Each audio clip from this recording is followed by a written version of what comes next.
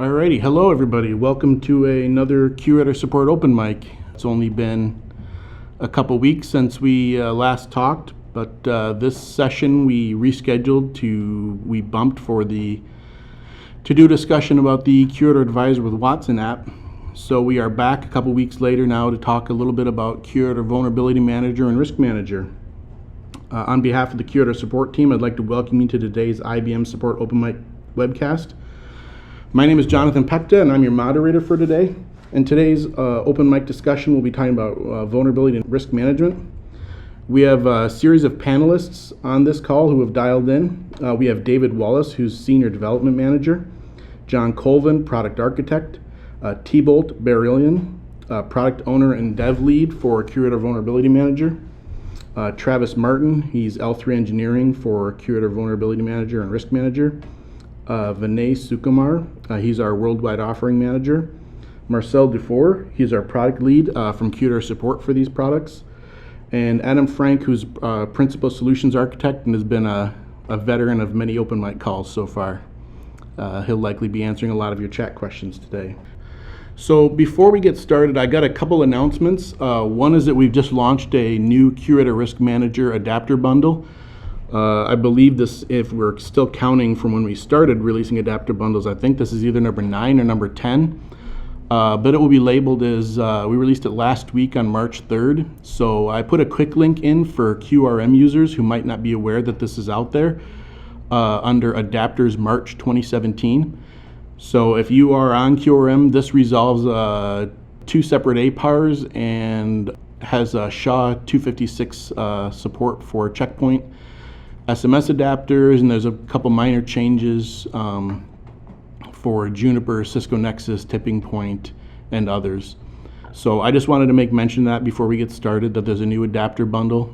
This is installed on the console, just like any other RPM, and there's instructions on how to do this on the forums, and in the README of the adapter bundle, there's also installation instructions. And the only other announcement we have is, and we mentioned this on our last open mic, is that on March 21st, we're doing a live open mic to discuss QRadar 7.3 features. This will be a live interconnect session with an audience plus the call-in panelists. So if you have any questions about that, drop us a note in our forums. Oh, and I do have one more. I just also wanted to mention that we have just recently launched our QRadar Assistant app. If you haven't seen this yet, this is actually released by Shane Lundy on our Belfast team, and this is an app that you can set up preferences for the X-Force App Exchange to say, I want to be notified when new apps of these categories are here, or I want to be notified when an app I have installed needs an update, and those will appear for administrators, so they can, for users and administrators, so they can view what's important coming through the X-Force App Exchange.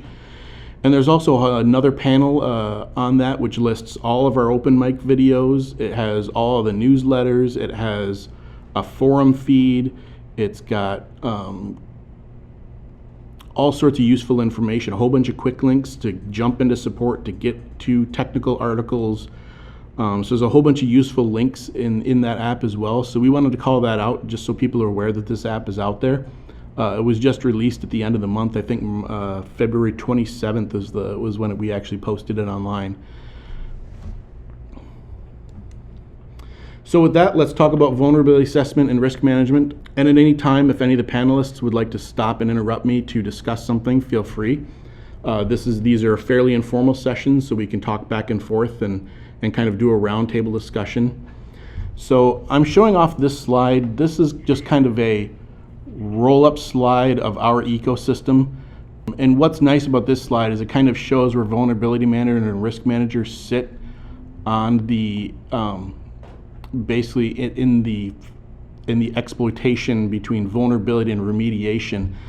And it shows that vulnerability manager and risk manager are in the pre-exploit areas, used to understand vulnerabilities and what vulnerabilities you have in your system. And then risk manager can be used to identify threats before they occur, things, who can talk to whom, where am I exposed, firewall changes, a whole bunch of things like that that can be that Risk Manager leverages as far as compliance and making sure that you're not exposing yourself to risk throughout your network. And then in the middle we have SIM and UBA, which QRadar SIM is the cornerstone for all of these. And then post-exploit we have incident forensics, all the way up to Resilient, who does basically interactive playbooks that, or they call them dynamic playbooks, that get updated as more data comes in around threats. It'll get updated in the playbook and get escalated from an L1 analyst to an L2 analyst, and so forth and so on, based on the data that's within the in the compromise or the indicator. So it's everything from. Jonathan? Yep. Go ahead, Vinay. Vinay here. So one of the things I always like to point out and bring it to the customers is I like to look at the slide as, like you pointed out, the pre-exploit, exploit, and the post-exploit, but also to the fact that the data sets that actually supports the different stages are different, right? So, the way QRadar has evolved over time, we were from network anomaly detection to adding log management and becoming a SIM and security intelligence and so on. So if you look at the exploit, that's very important. That's typically where everybody focuses on, which is, I need to find out what's happening if something bad is happening as soon as possible, and then have a way to go and remediate it, but then go over to, forensics to go and find out what exactly transpired. Like, can I have an evidence of something bad happening? And then go into further investigation measures so that I can make sure it doesn't happen again. So the piece that's really critical is, even before an exploit happens, to understand exactly where do I stand today in terms of security posture. And the vulnerability management piece gives you that. And risk management roll into it, what it does is, we now take, apart from the typical flows and network data, we now take vulnerability information as well as your configuration information on the network devices. So we're not only concerned about what is happening on your network right now, but potentially what could happen. So if you have policies in place that is meant to guard you, you can define those policies within this framework, which will then look for any changes that is going to expose you for a potential breach. So even before something bad happens, you are in a position to predict whether you're vulnerable or not, and if so, you can adjust the risk values and do the triage process. So it's very powerful in terms of getting visibility and being prepared from a security standpoint. All right, thanks, Vinay.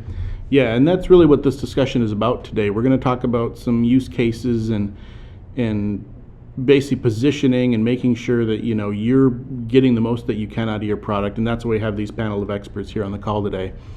So just a quick overview of Risk Manager for those of you who aren't aware. Risk Manager collects firewall, switch router, IPS config data, and then uses that for analysis and reporting. So basically you can do things like back up all your firewall ACLs and tell you where you have ineffective rules, or protect you from, simulate rule changes. It can tell you who talks to who.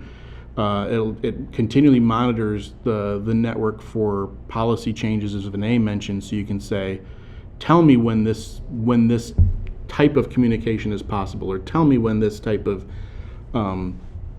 this asset is exposed, or tell me when my ACL rules are shadowed, and things like that, where changes can expose you to risk that you might not be aware of. Things like attack paths and assets at risk of exploit. And that's really the base of QRadar. It's really analyzing policy compliance for network traffic, topology, and vulnerability exposures. Moving forward, so QVM enables customers to interpret a sea of vulnerabilities. So there's inactive, patched, blocked, critical, at-risk, and exploited systems.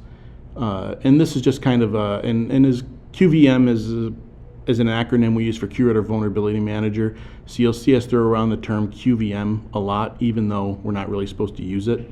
But it's a good short version for that, to talk about that product. So QVM is a scanner, and QRadar supports not only QVM, but a lot of other scanner products. The difference being that QVM is a scanner that's built in with the heart of QRadar. It's built to work with QRadar data. It's built to seamlessly integrate with supports, and it gives you a lot of functionality that third-party scanners don't give you out of the box. So there's a question here in the first quick question here. Is vulnerability information of scanned assets visible under the Assets tab in QRadar? Yes, it is. QRadar Vulnerability Manager specifically enables a vulnerabilities tab. But if you have any vulnerability scanner, it will take that asset data and show, if those scanners support it, will show you vulnerability data via the Assets tab. Right. I mean, actually, the QVM product actually works very closely with the asset model. So we don't have two separate asset models that we persist in the product. So we take QRadar's asset model. So as we triage and work through the vulnerability information, once we have the scan results, we publish that to the asset model. So yes, you can find it under the assets, but you can also more effectively use it under the vulnerabilities tab, like Jonathan mentioned. And just to mention, for those who just want to use this, or if you've got a QRadar deployment currently, on the admin tab, there's a try it out feature where you can get I want to say it's a 30-day license. Someone can correct me if I'm wrong there, but you can basically enable the vulnerabilities tab in QRadar by accepting a license and then doing a full deploy. And then when you log in and log back out, the vulnerabilities tab will be displayed. Yep. I believe it is 60 days, Jonathan, but yeah, I mean, it's really powerful, right? Because we will see this, we work very nicely with a lot of third-party scanners, so even though you don't use QVM today for scanning, you can enable that and bring the data that you have from other scanners and then see what you can do in terms of triaging and trying to prioritize. So that's the real value that I think we should be looking after, right? Yeah, exactly. So this is just a slide in here that talks about kind of a top to bottom look at vulnerability and risk assessment, starting at determining your risk level all the way down to PCI compliance, and where all these intersect is where you want to define and prevent risk. So, it starts with determining your risk level, prioritizing your vulnerabilities, identifying unmanaged rogue systems, correlating with threat intelligence data, supporting incident response, prioritizing and tracking patches and PCI compliance. And this is something that vulnerability assessment and risk management, they complement each other very well. Yeah, and I think at this point, I'd like to, probably point out something, and maybe open to take comments as well, is when we talk about risk, especially with vulnerability management, what I normally see from a lot of environments is they're depending entirely on the CVSS scores. So when you get a feed of vulnerabilities in, and a vulnerability shown a score of 8, that's the level of importance that is associated with it, because somebody saw this out in the open and being exploited, so they said it's 8.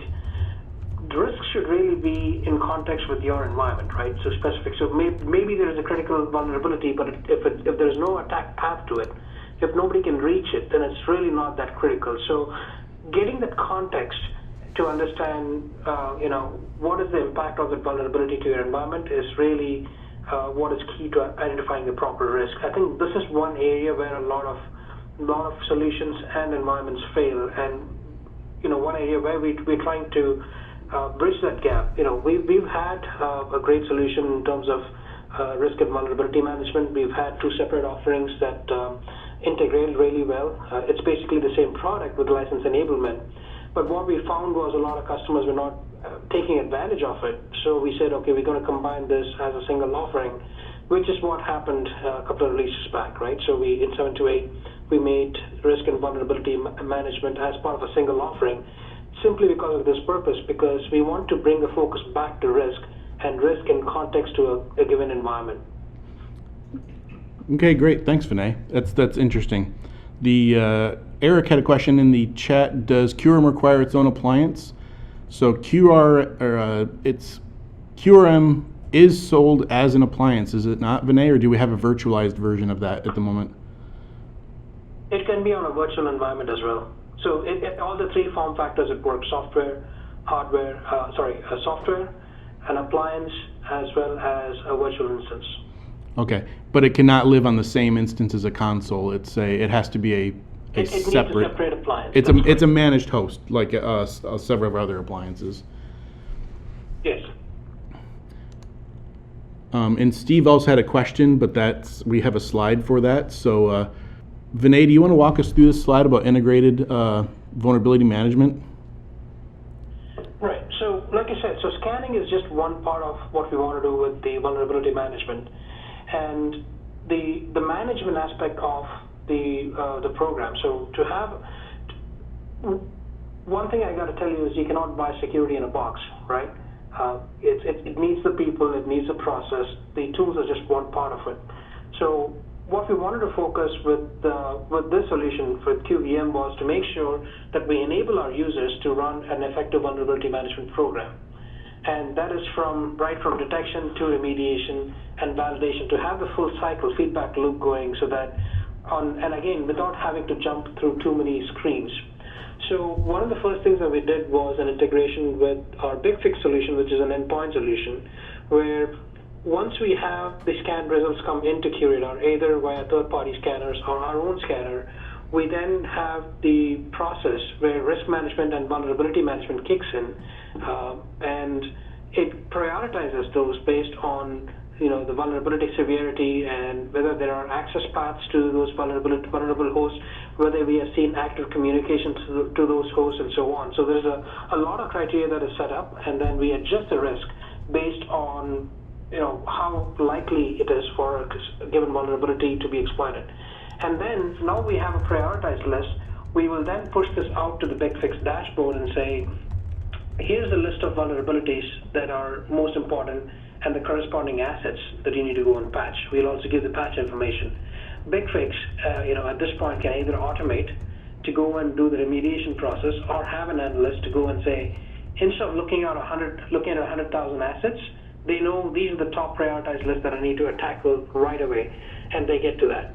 And then once those patches are applied or a solution has been identified, then we have BigFix feeding that information back into the QVM system. So now we know we can track to say, okay, there is a new change in the status and what is happening. If there are new patches that becomes available, that information is also sent from BigFix over to QVM. And then we can set up SLAs and monitoring on the QVM side from a management perspective. So we can go through, and on the next scan, we can validate if this patch has indeed been applied, and if you're still seeing the vulnerability. So it's a very effective, fully integrated, closed loop between an endpoint management system and threat and vulnerability management. And the neat thing here is we fully leverage all the data sets and all the information that becomes available to us from the other areas of QRadar, right? So it's very different looking at QVM and comparing that to another standard scanning engine, because we have the advantage of your network data, your log data, all of that coming in. So the risk prioritization is very, very rich, and when that happens, we can automate that process in terms of prioritization, triaging, and remediation. And in the next slide, you can see that this happens irrespective of where we get the vulnerability data from. Like I said, you can choose to not use QVM for scanning, but still bring in all of that data to leverage and provide context for your management program. Yep, and certain scanners do certain things that are, some support Windows patch scanning, some just do, services and ports, and there's a whole bunch of different scanners out there, and we will take in the data, but they don't quite have the same integration level that QRadar or QVM does when you've got the whole package. I will also mention there are some BigFix apps on the X-Force Exchange. I think there are 2 or 3 apps for BigFix now that move data, that integrate data back and forth, like a vulnerability dashboard window from BigFix directly from QVM, and some options like that. So if you're a BigFix user, just be aware that there are apps out there that integrate data between BigFix and QRadar that are existing out on the X-Force app exchange. So Steve had a question earlier about what are some of the things that QVM can do that other third-party scanners can't. And here's a list. I don't know if we really want to talk too much about this, Vinay, but I think people can peruse this, and I don't know if you want to call it any highlights here. Yeah, I mean, the main thing I'd point out is event-driven on-demand scanning, right? I mean, which I don't think anybody else is even positioned to do. So, you have a specific condition or, that you're monitoring based on your CRE rules in QRadar. And a very simple thing would be you would want to monitor for any time there is a new host that is coming up on your environment.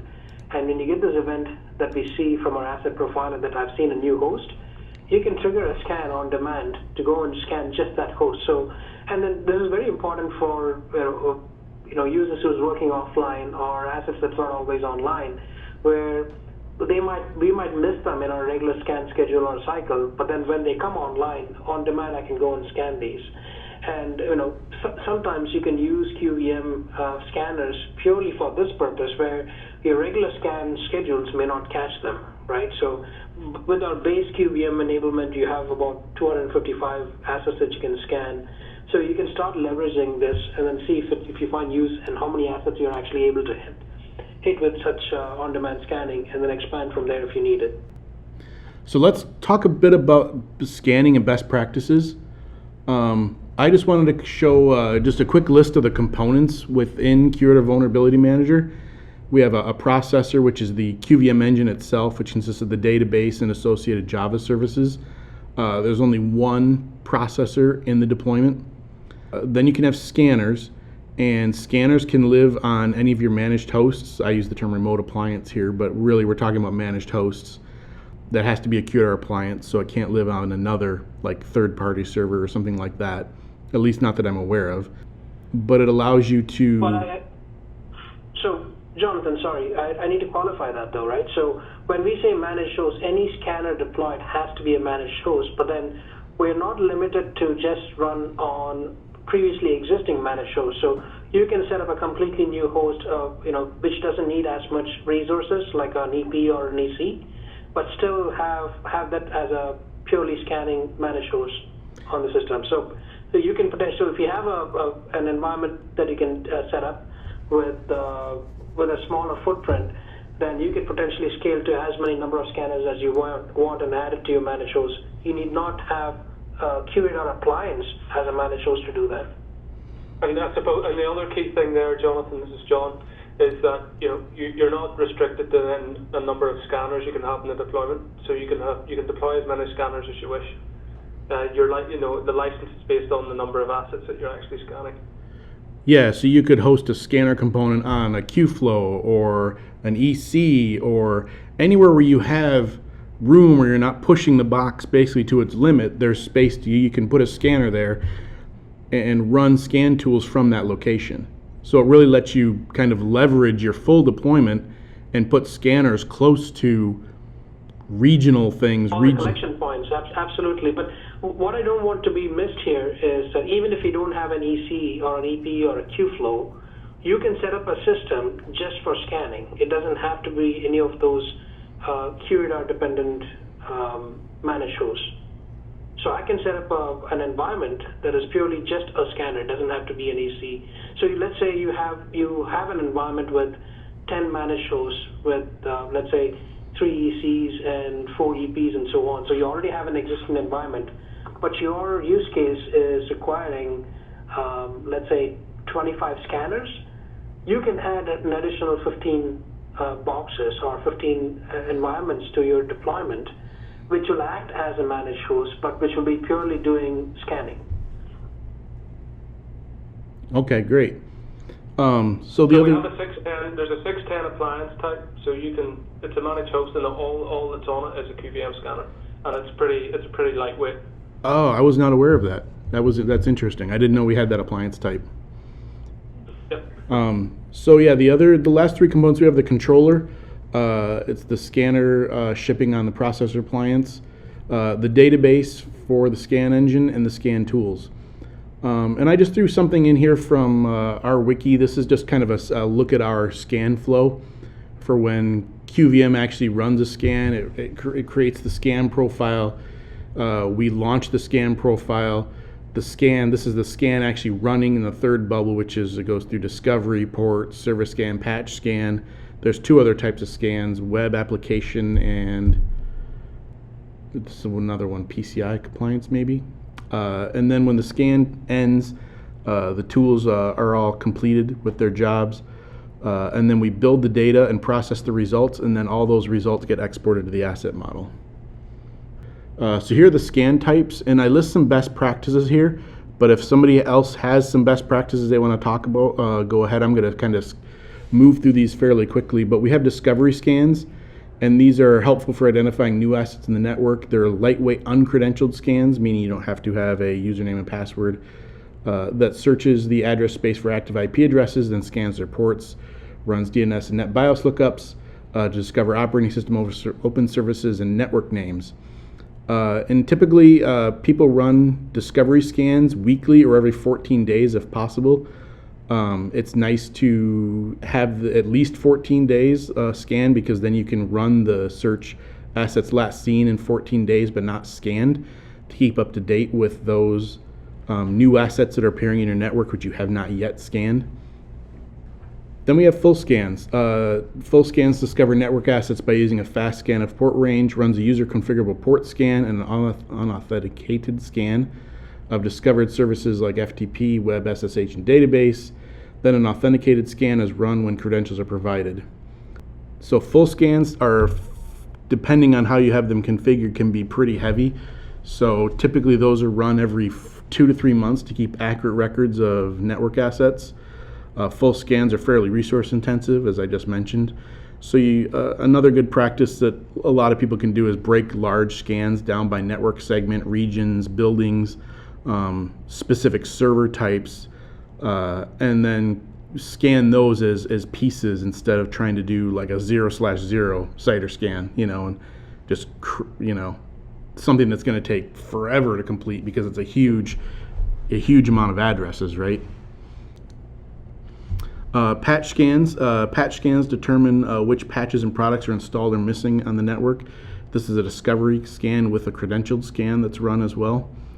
A best practice is to run patch scans every 1 to 4 weeks to determine what patches and products are installed or missing. A lot of this, as Vinay mentioned, there's a lot of integration back and forth with BigFix that, there's a lot of things with risk score and things that can help you determine when that data comes back, how risky is it to patch this and how risky is it to not patch this. So patch scanning places minimal load on your network, and active testing is kept to a low level. Does anyone have any comments about patch scanning or best practices they've seen? If not, we'll move on to PCI scans, which scans all TCP and UD ports for 0 to 65. Oh, sorry, go ahead. No, Jonathan, I just wanted to point out from a best practice and scanning perspective, one thing we always hear from customers is the performance, right? So, one of the common things I hear is that the scan is slow, it's running, it's taking time.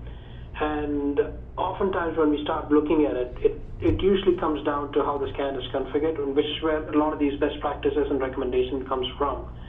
And so one of the things to keep in mind is we've also introduced a new tuning section within our scan policies very recently, which allows you to scan, improve your performance on all your discovery scans, which is very important because it's the first step on any scan. So we use Nmap underneath, so we've exposed all the critical Nmap flags or parameters that we can set in that screen and scan policy. So that should enable you to improve your performance much more significantly. And also always, I would recommend to be careful about UDP ports, and because they take a long time to time out, it eventually exponentially increases the time it takes to complete a scan. Yeah, so this is John here. So it's pretty important, especially when it comes to service discovery with regards to UDP.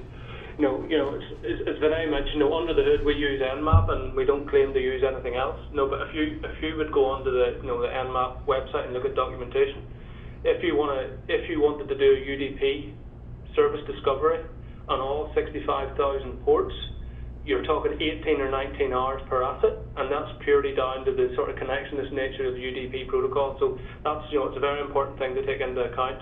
We have had some issues reported, with scan performance, and it's really down to how the scan has been configured, as Vinay said. So particularly with UDP, it's it's important to be aware and try and understand what you're doing and what you're trying to achieve.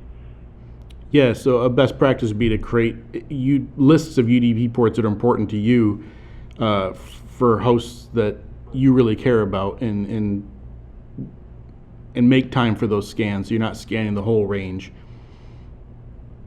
Yeah, to scan all 65,000 is not really a good idea. So let's move on to database scans. So database scans scan specific database ports for popular database services. These also use uncredentialed database scans for other scan ports like DB2, Microsoft SQL, and so forth and so on. And there's really no best practice around database scans other than run it as much as you need to based on if you've got a lot of database activity that you do with apps or other, database data you've got pulled into QRadar. And the last type is web scans. Web scan scans specific web ports to identify applications and test for cross-site scripting, SQL injections, weak web server settings, and so forth and so on. One of the tips is if you don't need to scan for web applications, admins can create a custom full policy scan and exclude the HTTP CGI scan tool that's on the Tools tab of your scan policy. So you can exclude that if you don't need to scan for web applications. And another tip is because some of these scans, you might be scanning other assets or other applications that you don't own. So it's always a good idea to let those, so QVM has a feature where you can send emails to the asset owners to notify them that a scan is in process. So, because you can basically hit an HTTP port 500 plus times when you're trying to scan across web servers, and that might be misinterpreted by another domain admin or someone else in the network as an attack or something. So we have a system for notifying users. Did you want to say something, John? Sorry, I just wanted to reiterate about the HTTP CGI scanner. So there's other IBM tools out there, obviously for IBM AppScan and things, for scanning web applications. But I just wanted to make people aware that the CGI scanner could run quite quickly on a pretty basic website, but it will crawl the site. So if you've got a deeply nested, structured web application or website, that can add significant amount of time to the scan. So it could be that you're really interested only looking for maybe vulnerable web servers like Apache or that type of thing, and you don't need to do the CGI scanning every time. So I just want to highlight that because it can add significant amount of time. Okay, yeah, that's an excellent point about the number of actual websites or subsites you're crawling in the background. So another item we have that we talk about a bit, moving away from actual scan policy types, is some of the configuration you can do for asset discovery. There's some specific configurations you can enable or disable to improve the asset discovery functionality. And as Vinay mentioned, this runs with every scan. So things like send ICM ping, that I believe is enabled by default. So these are basically just some of the options you can enable or disable, things like send UDP packets to ports, enable traceroute. Is there anything that is there any best practice around some of these, some of this configuration that we might want to let users know about? Yeah, so I can talk to that, John. It's John here. So some of these are pretty straightforward, but if you know that you have ICMP responses switched off on your network, and you're not going to get any responses back when you ping assets, it makes sense just to disable that, just to switch that off, because it's just going to slow down the scan, because ICMP pings aren't the quickest thing to be done. So that it's a good thing to do. If it's switched off, why do it? The quickest by far for discovering here will be TCP SYN. So if you know you're going to get responses there, and you can tune the ports that that will attempt to make to send the SYN packets to, we'll do that, and it's definitely the quickest. And UDP can be quite slow as well. So ideal scenario here is TCP SYN. If you can, that will definitely be the quickest. Okay, great. For discovering of an asset SOI. I'm going to keep moving on because we can still have a lot of slides to go through. So let's talk a little about scan placement. Just some best practice of things like avoid scanning through firewalls, things trying, scanning through load balancers. Low bandwidth connections are going to be an issue. Ping times between the scanners and the assets you're trying to scan. As you mentioned, you can put a lot of you can create a lot of scanners in your environment, so you could actually use a different scanner that might be closer to that asset than trying to have something that's on a high latency connection.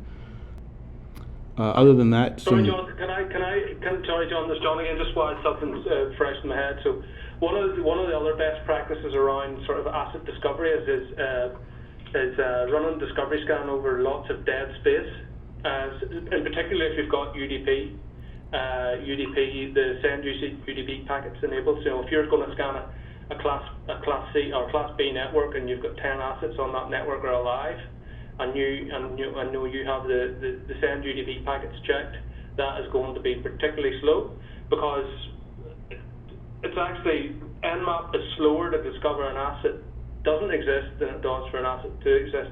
So if you can, you can utilize things in QRadar, because QRadar might know the assets that exist because it's catching events coming in from them, and you could use it at asset saved searches as part of your scans. But scanning lots of dead space is not great, because it can really slow down scans, especially over large address spaces.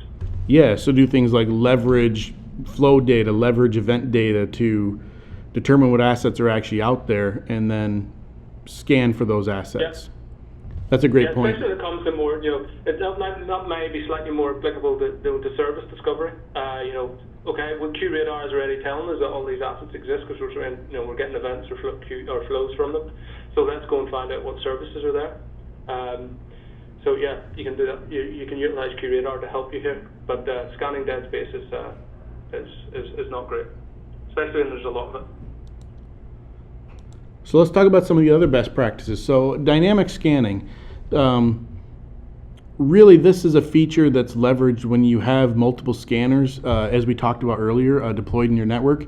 You can add additional scanners through the system and license management screen, and then manage vulnerability deployments. And you'll see this drop down for vulnerability manager setup. And where I have the highlighted red square, you can see where you can go in and add additional scanners in your network, and then deploy those. Does someone want to talk a little bit about dynamic scanning and what the benefit of dynamic scanning is? I kind of summarized it here, but I'd like a little bit of personal feedback if anyone has any. Yeah, I can talk to that again. So within the vulnerabilities tab in QRadar, what you can do is there's it's a scanner link on the vulnerabilities tab, and what you will see in there is a list of all the scanners that have been deployed across your QRadar deployment. And what you can do in each one of those, you can assign IPs, ranges, or CIDRs that those scanners are responsible for. So what actually happens is if you're, say you were going to scan quite a large address space within QVM, instead of having to create a scan profile for each scanner, which you could do, what will actually happen is as the scan is running, the most appropriate scanner will be chosen, and that's the scanner that will be used. What you could also do is if you've got you're running a scan, you could go in and create a scan profile for each scanner, but this negates the need to do that. It will dynamically choose the most appropriate scanner for you, so it's automated. Okay, excellent. Just looking at the chat questions for the panel, is there any chat questions that we want to discuss verbally while we're transitioning through these slides? I'm going to run through the next couple slides, and then maybe we'll stop and see if there's any specific chat questions we want to discuss. So a couple basic things to talk about here as far as best practices is adjusting your network bandwidth. We have several different settings for network bandwidth that you can use, from it's like high as like 30,000 kilobits per second down all the way down to 5,000 for using slow WAN connections. And then another thing you can do is that I wanted to mention is network interfaces that QRadar appliances ship with multiple NIC cards. So if you have multiple NICs, you can configure those for different subnets. That way when you configure scans, if a NIC is configured, one NIC is configured, let's say NIC number 3 and 4, one's configured just for the 10.10 subnet and the other's configured for 192. Maybe those are different domains or something like that, but that the scanner can see those, then you can leverage those scanners from that box. You just have to configure your network interfaces to be able to see those address spaces. And another thing to talk about here, another option that you can do in QRadar Vulnerability Manager is to adjust your risk score configuration. So you can apply different parameters to your risk score, and it'll adjust the risk score up or down depending on what you've told the system you know about the asset. So it looks at things like collateral damage potential, confidentiality requirements, availability requirements, integrity and weight, and it uses those to influence the CVSS score. Is there anything else you want to talk about here around pushing CVS score either up or down? Yeah, I mean, I think it's pretty self-explanatory, right? So it's very simple. The way I look at risk score adjustments is around, it's similar to our CRE rules response, right? So with the policy monitor questions that you define, the rule response in that case would be whether you adjust the risk value up or down. And on the vulnerabilities itself, there's risk adjustments that's done, and then risk value on an asset is basically the cumulative value of all the vulnerability risk scores. So there is really no top limit as such. So as the scape changes, we keep adjusting, and whichever is higher always comes up on top. And if you don't have any risk adjustment, your base CVSS score is what becomes your risk score.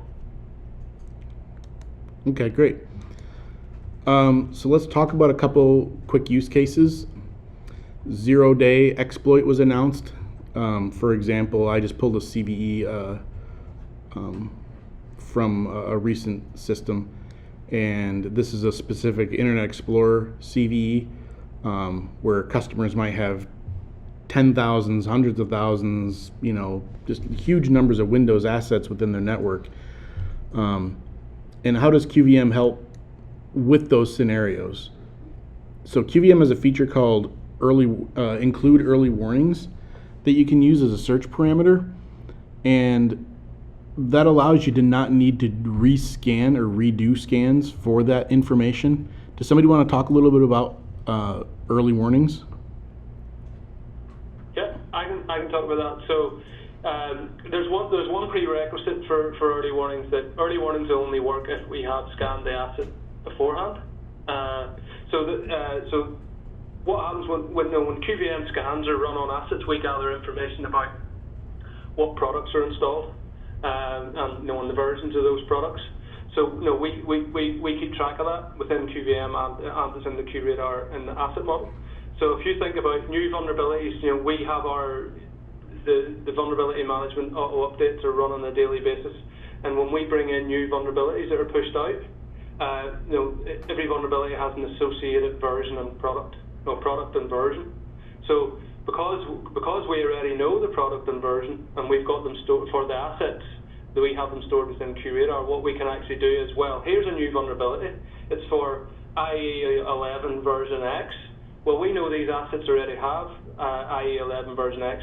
Let's raise an early warning vulnerability on them. So what that means, you don't have to proactively go and scan those assets to determine if they're vulnerable.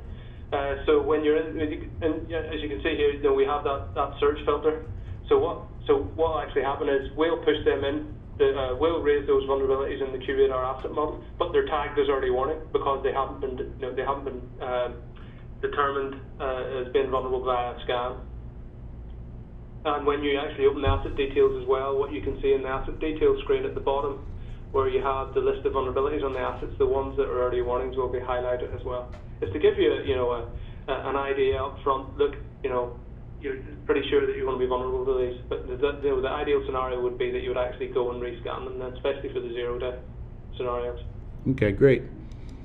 Another scenario is because QRadar is in the back end and we have things like flow data and event data and risk manager knowing who can talk to who and what applications or what assets can see what portions of the network based on all the firewall rules and all the ACLs that we've backed up, we can tell and help prioritize which of these assets actually have access to see external resources like the internet or things like that.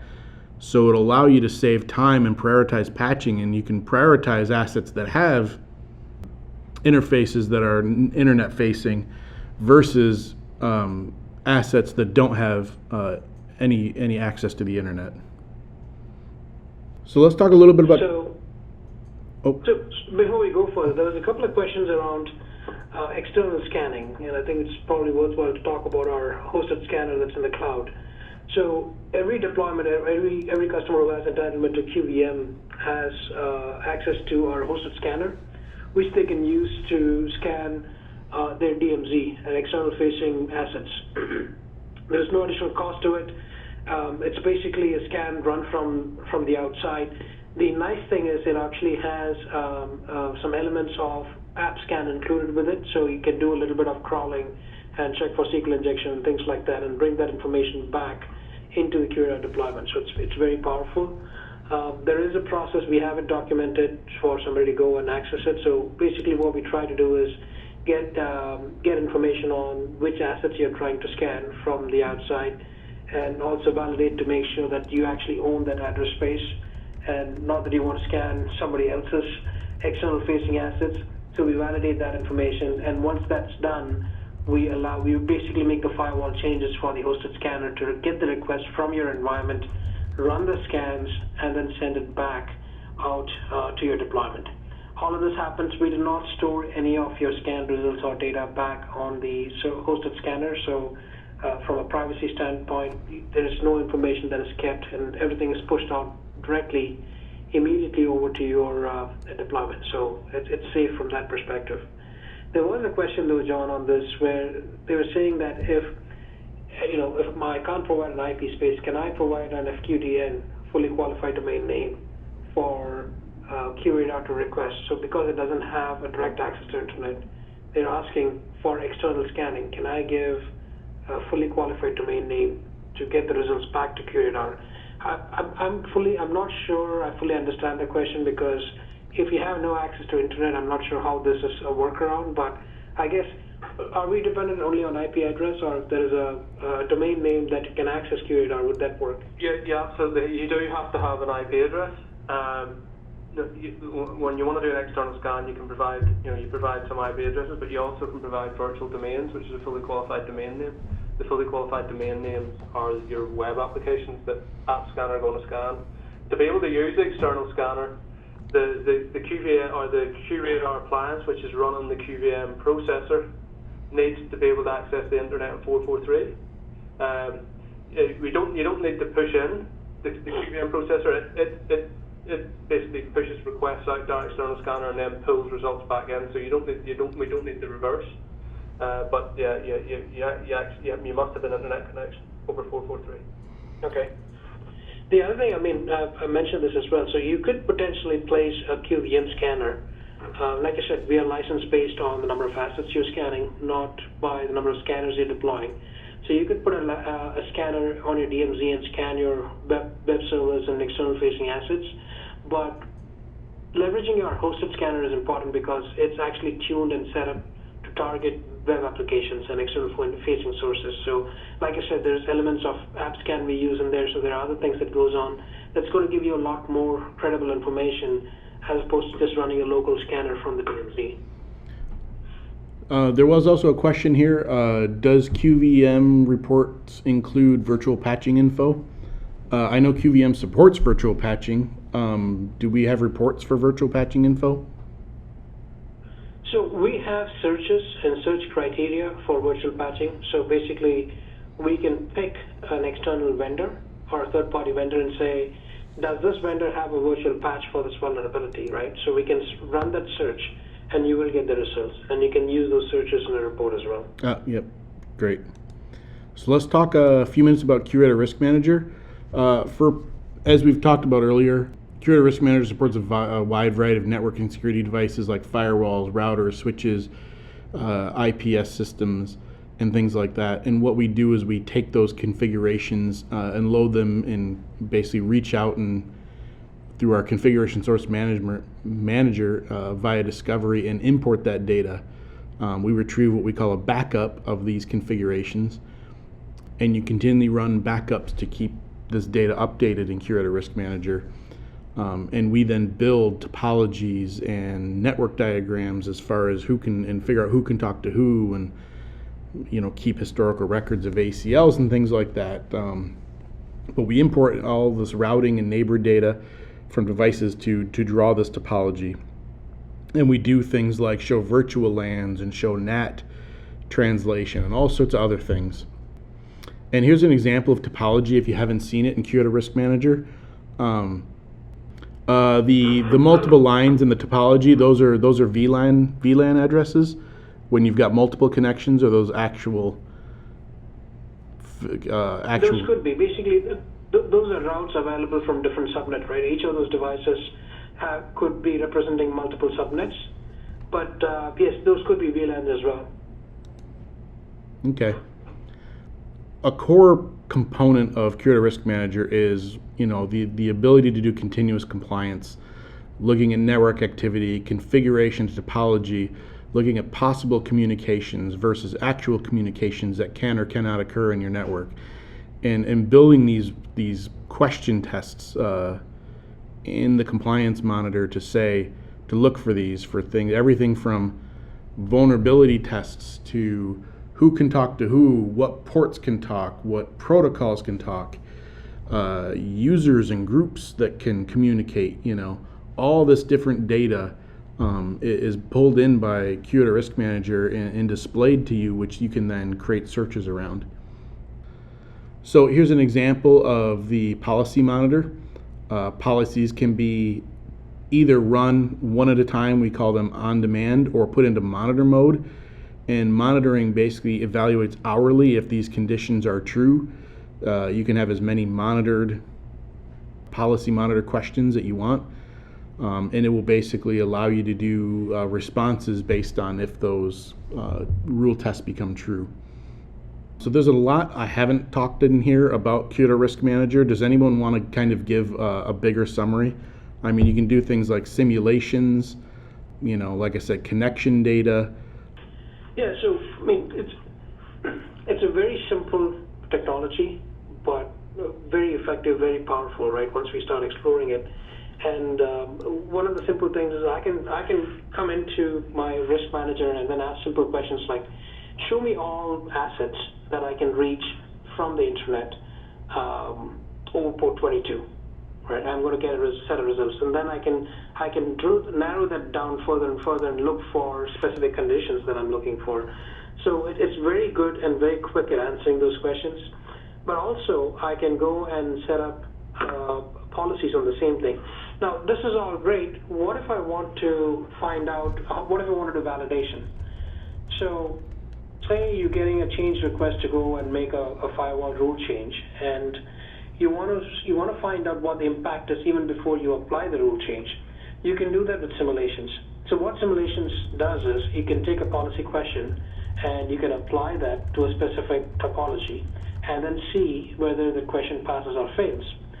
But if you apply to the current topology, it's as though you're asking the existing one. You're not taking change into effect. So what we need to do is to inject the change into your current topology. So you would go under simulation, and there is a topology section where you'd go and create a new topology, basically draw from the existing environment, and then select a device and inject a rule in there to say, now this device is going to allow such and such traffic.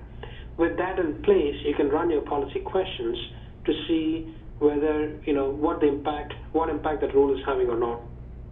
So that is very powerful. We typically see that used in two areas. One is, like I said, for change validation, and the other one is for training purposes, for users to come in and understand exactly what the impact is, how things are going to be. The other thing I really point out, a very simple use case that our customers seem to love is the shadow rules, right? So with hundreds of firewalls in play and thousands of rules, it's very easy that you put a rule in place and you're not really sure whether it's in effect or not. So when we ingest and bring the data back in, right away what we do is to compare and say, okay, you have these rules in place, but there is an overriding rule that's going to basically render this rule ineffective. So we put a nice bright yellow warning triangle. When you hover your mouse over that, it shows you all the other rules that's overshadowing this particular instance, so which is very powerful, very quick to see. You can also multi-select different instances of import that we have done from the same device. So for example, I'm talking to my checkpoint device and I do an import every Friday. I can go into my device config and I can multi-select that and then say compare these two. So you're going to get a side-by-side diff on what's changed and what has been, what's different from previous instances, which is also very, very useful from a change audit perspective. All right, great. Thanks, Vinay. So some of the other things I want to run through here quickly is just some of the features you can do in the topology, some of the new changes we've done. Things like being able to color code your topology to see subnets in the asset model for things like you can color code against highest aggregated risk scores, the number of vulnerabilities, or impact of vulnerabilities. And impact is like a list of like 35 different items you can look against to, and we've got a slide that shows what these are in a few slides, but you can basically create these color codes for subnets to basically set thresholds. So for CVSS, you can either use the no color coding, which is the default. You can select a CVSS score above or below these values will color code the subnet icons in the topology, or you can look at the number of vulnerabilities or the impact. And like I said, it could be impact. You can sort by which is the most important of the impact values of what we list there. So in this example, we have system loss versus access control loss, and you can color code those impacts specifically in the topology.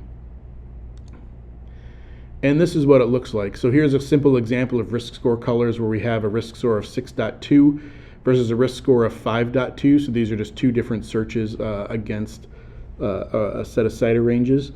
And you can notice that the subnet that ends in 220.0 is colored in red versus the one that's 120.0 is colored in yellow because of the aggregated CVSS risk score. Another example of this is to color code by the number of vulnerabilities. So you can see if it's got greater than 2, it'll color code the topology in yellow, so you can see it as the cloud symbol or the subnets. So it allows you to basically highlight different functions of the topology to allow you to understand what data you're looking at more quickly. And here's the vulnerability impact. So all impacts that exist within this subnet are shown on the list below. So there's everything from just high, medium, low to web related, loss of confidentiality, all these different values. So it allows you to basically set up what type of impact that these vulnerabilities might have on this subnet, and then you can color code those subnets so you can see, oh, system loss, there's a vulnerability that might cause system loss. I better look at these subnets, these assets in the subnets that are tagged with red. So it's basically a way to allow you to prioritize work visually. Another thing you can do that's fairly recent is, as I mentioned, you can do topology path searches by users and groups now.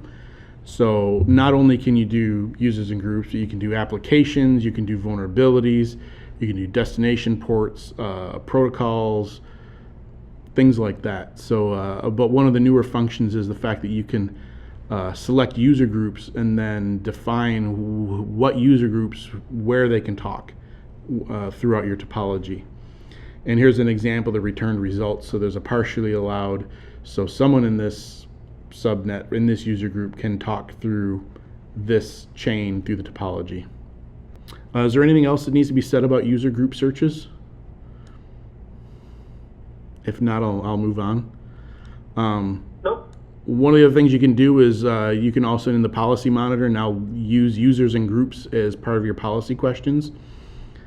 And really this is the point of this is knowing how users interact in your network, how they're talking, looking for, communication that they didn't have before. It gives you a chance to kind of highlight some of those behaviors of users and groups within your organization by using these filters and these rule tests. And like I said, Policy Monitor allows monitor mode, so every hour you can be evaluating for whatever condition you're trying to monitor. Maybe they'd be risky users or something like that. So another question is what we like to call the Death Star topology, which is basically a massive number of assets and subnets in very large organizations, where you have huge numbers of subnets and things like that. And some of the changes we've made is that some in the original versions that some of these topologies were very difficult to visualize. So we've added some features around this to basically allow customers to specify the numbers of subnets they want to view and reduce the numbers of subnets and show unclassified devices and specific numbers of subnets. The ability to hide subnets. You can hide subnets in your topology. You can hide unclassified devices. And you can also group and rename things in your topology to make things give more logical naming to them. And then you can expand and close those as required. So really that's it. I mean, I have a couple slides here on PCI compliance use cases, but I don't think I'm going to talk about those today. People can look at those in the slide deck if they want to. But is there anything else you want to talk about as a kind of a summary of QRM and QVM today that we maybe haven't talked about that people might want to? Yeah, but some points that I want to mention. I know we touched on this through other questions, but I think the key aspect is not to forget the flexibility and the advantage that QRadar offers us. So if you have your environment set up with, say, building blocks, identifying different types of hosts, or if you have saved searches on your assets tab, you can leverage all of that in your scan policy and how you define your scans, or how you define your policy monitor questions on QRM.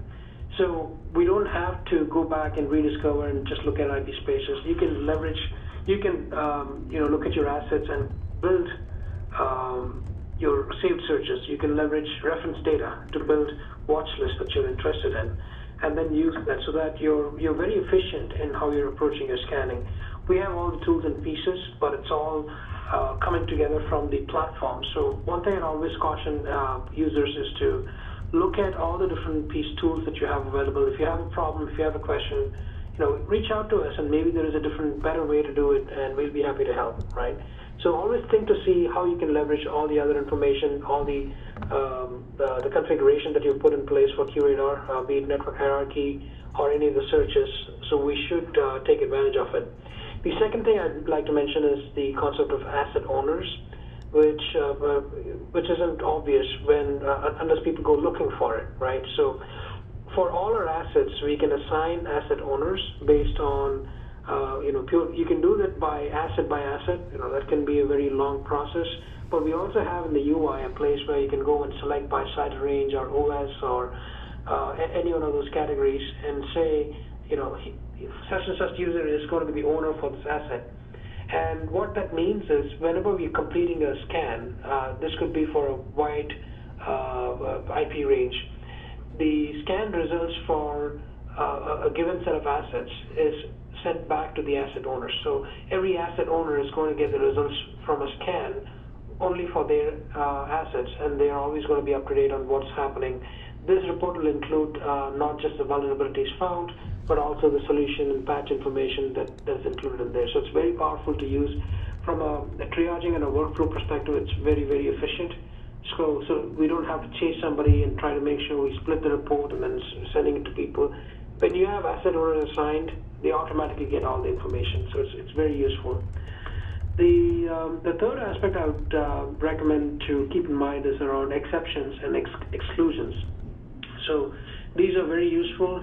This is mainly around the risk acceptance workflow that you would have in place. So you can go and see that, yes, there is a vulnerability that exists that is, we know that we can't do much about it. We have to live with it for now. You accept that, and then so you exclude that, or you exception that, or you know that QVM is giving a false positive, and the team is working on fixing that for you.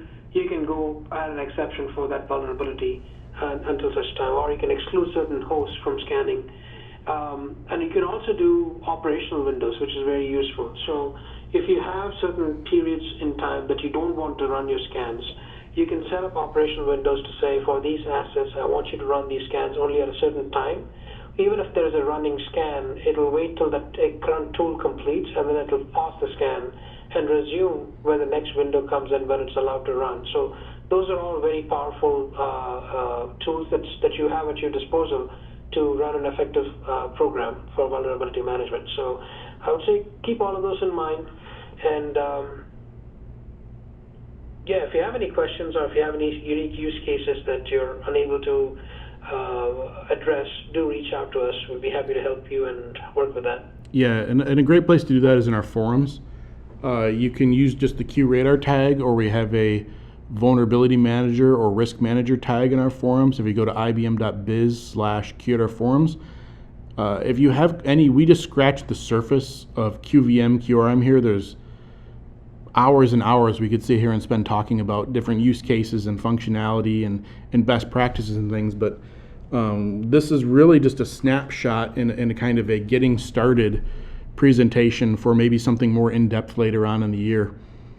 So we wanted to get this topic on the books so we can use it as a kicking off point for more detailed topics going forward.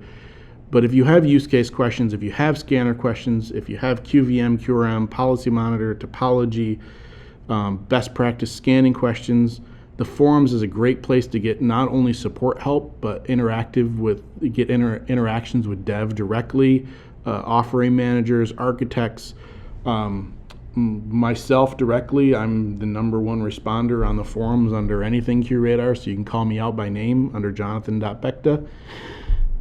So that's pretty much it for this session.